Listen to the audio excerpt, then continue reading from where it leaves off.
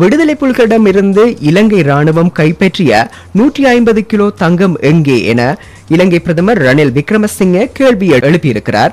இலங்கை நாடாளுமன்ற கூட்டம் நடந்து வருகிறது. இதில் ரணில் விக்ரமசிங்கே பேசியிருக்கிறார். அப்போது கடந்த 2009ஆம் ஆண்டு ராஜபக்சே ஆட்சி காலத்தில் ராணுவத்திற்கும் விடுதலை புலிகளுக்கும் இடையே இறுதிக்கட்ட போர் நடந்தது. அப்போது வடக்கு மற்றும் கிழக்கு மாகாணங்களில் இருந்து 3 லட்சம் தமிழர்கள் வெளியேற்றப்பட்டார்கள். அவர்களிடமிருந்து ராணுவம் 150 கிலோ தங்கம் மற்றும் நகைகளை பறிமுதல் செய்திருந்தது.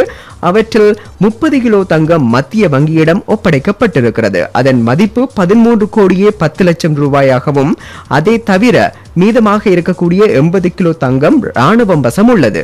மீதமுள்ள இருக்கக்கூடிய 40 கிலோ தங்கம் என்ன ஆனது, அது எங்கே உள்ளது என குறித்த விசாரணை நடத்த வேண்டும் என அவர் பாத்தீங்கன்னா பாராளுமன்ற கூட்டத்தில் பேசியிருப்பதாக வரக்கூடிய செய்திகள் தெரிவிக்கின்றது.